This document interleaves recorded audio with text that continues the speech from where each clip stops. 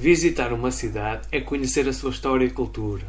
E às vezes é também conhecer a história de um país. E é claro que já conhece a cidade do Porto. Mas será que conhece a sua história?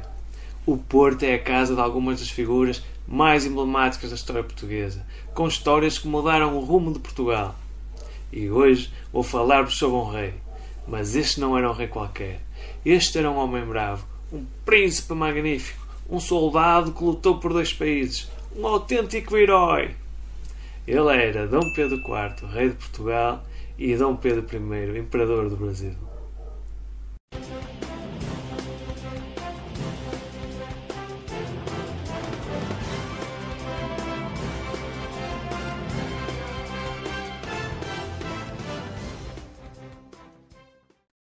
Dom Pedro é uma figura de destaque na história portuguesa e brasileira e ele era uma personagem muito singular.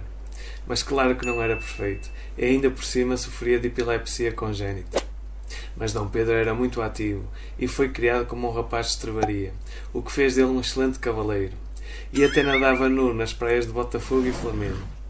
Era um apaixonado por velocidade e era ele próprio quem conduzia os cavalos do seu veículo. E como gostava de cavalgar com muita força pelos arredores do Rio de Janeiro, acabou por ter inúmeros acidentes, como o de 1823, que o deixou bastante partido e amarrado a uma cama. Mas o lado bom disto é que se livrou do peso que lhe colocavam por ser o herdeiro do trono, o futuro rei de Portugal. Mas ele era também muito mulherengo, com incontáveis amantes, o que lhe causou alguns problemas. Deixava qualquer um que o conhecia intrigado, pois às vezes era muito generoso e gentil com todos, e outras vezes era pouco racional. A sorte é que os momentos de simpatia eram em muito maior número, e a verdade é que na maior parte do tempo era bem-humorado. Ele tinha apenas 9 anos quando a corte inteira atravessou o Atlântico em busca de proteção da colónia distante. Esta surpreendente estratégia de seu pai, o príncipe Dom João, deixou o mundo de boca aberta, que apesar de mal compreendida na altura, revelou grande astúcia por parte do monarca português, ao ponto do próprio Napoleão Bonaparte admitir que só por ele foi enganado. É que em 28 de novembro de 1807 a família real portuguesa tinha fugido para o Brasil devido à invasão francesa. Um total de 15 mil pessoas se transferiu para o outro lado do Atlântico. Nesta altura, Napoleão queria dominar a Europa e estava em guerra direta com a Inglaterra. Mas Portugal era um aliado dos ingleses e, honrando a tradicional aliança luso-britânica, recusou participar no bloqueio continental decretado por Napoleão. Por isso, este acordou um tratado com Espanha que previa a conquista e partilha de Portugal, acabando por nos invadir. Claro que a posição que Portugal acabou por assumir implicava a sua proteção por parte dos britânicos. No entanto, e apesar dos franceses terem facilmente chegado a Lisboa, ficaram a ver os navios da esquadra que no horizonte transportava a família real para o Brasil. Como resposta à invasão do território português, Dom João mandou ocupar os territórios da Guiana Francesa, como também da Cisplatina. No entanto, a 7 de junho de 1808, a população do Porto tinha-se revoltado, iniciando um movimento de resistência à ocupação francesa que se alastrou por todo o país. Por essa altura, os ingleses fazem desembarcar na Figueira da Foz uma força militar que acaba por derrotar os franceses, obrigando-os a abandonar o país. Mas Napoleão era insistente e regressa mais 2 vezes. A primeira, em 1809, com a cidade do Porto como alvo, a altura em que se deu o desastre da Ponte das Barcas, e a segunda, em 1810. Contudo, os britânicos voltaram a participar no conflito e novamente os franceses saíram derrotados. No entanto, estas 3 sucessivas invasões, mais o grande prejuízo causado a Portugal pela política seguida pela coroa, que agora estava sediada no Rio de Janeiro, acabou por criar uma crise profunda entre os portugueses. É que, com a sua chegada ao Brasil e perante a ameaça dos franceses e espanhóis, o príncipe regente Dom João alterou a estratégia comercial que estava estabelecida para a colónia. E assim, todo o comércio exterior deixou de ser feito através de Portugal. E não pôde ficar por aqui, porque perante a ordem jurídica vigente, não era possível que um monarca residisse num território com estatuto de colónia. Assim, Dom João ascendeu o Brasil à categoria de reino, e a partir de 1815, a designação oficial do território português passou a ser Reino Unido de Portugal, Brasil e Algarves. O Brasil prosperava com a chegada da corte, enquanto a antiga metrópole empobrecia.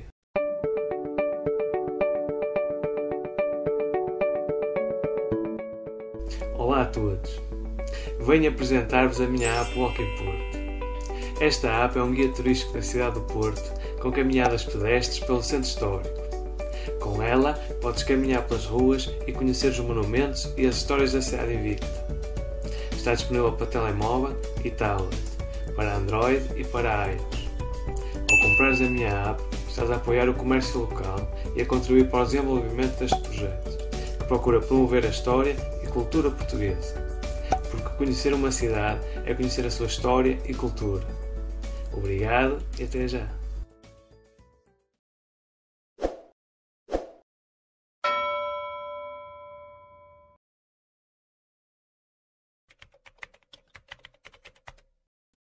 A perda do fluxo comercial que vinha do Brasil e que representava 75% do comércio externo português levava ao enfraquecimento significativo da economia portuguesa. Ainda por cima, os portugueses estavam a ser governados por uma regência militar britânica, mesmo após a expulsão dos invasores. Era assim, com a capital oficial do reino sediada no Rio de Janeiro desde 1808, local onde o rei se encontrava, que a 24 de agosto de 1820 se inicia no Porto uma nova revolução, mas desta vez de cariz liberal, com o objetivo de convocar cortes para a implementação de uma Constituição em Portugal. Dessa forma, Dom João VI foi intimado a regressar a Portugal, retorno que ele já vinha adiando porque sabia que essa viagem podia ditar a separação dos dois Estados. E a 26 de abril de 1821, a corte parte de regresso para Portugal. No Brasil, ficava o príncipe Dom Pedro com amplos poderes. Dom João antevia a separação dos dois países e, nesse caso, preferia que o seu filho Dom Pedro tomasse a coroa do Brasil do que vê-la a fugir da Casa de Bragança. Dom João regressava vitorioso à Europa, mas muito apreensivo, pois não sabia como seria recebido pelos revolucionários portugueses que lhe impunham uma Constituição. Chegado a Lisboa, o rei Dom João VI aceita jurar a Constituição de 1822, que dividia os seus poderes e limitava o seu papel a uma atuação mais simbólica. O poder passa assim a ser da competência do governo e do Parlamento por sufrágio direto.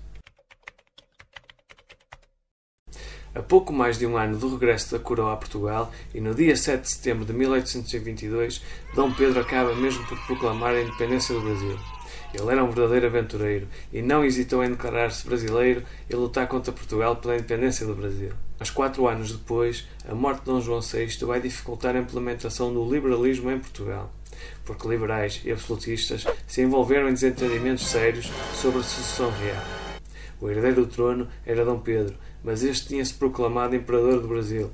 Dom Miguel era um possível sucessor, mas também era um defensor dos ideais absolutistas e já tinha tentado, sem sucesso, reinstalar o absolutismo em Portugal.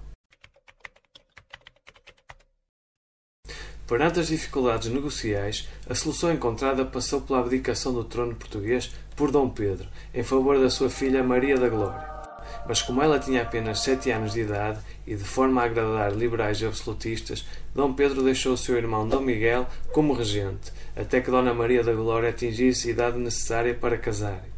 Apesar de Dom Miguel ter jurado a Carta Constitucional de 1826, mais tarde acabou por convocar as cortes tradicionais e anulou a monarquia constitucional e fez-se rei absolutista. A partir daqui, iniciou uma perseguição de terror aos liberais, com o seu aprisionamento, confisco de bens e enforcamentos.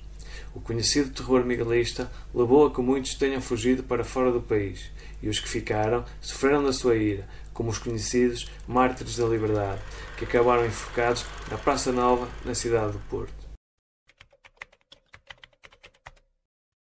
Mas Dom Pedro foi também suficientemente corajoso ao abdicar de tudo no Brasil para reunir um exército que derrotasse o seu irmão e devolvesse o reinado português à sua filha.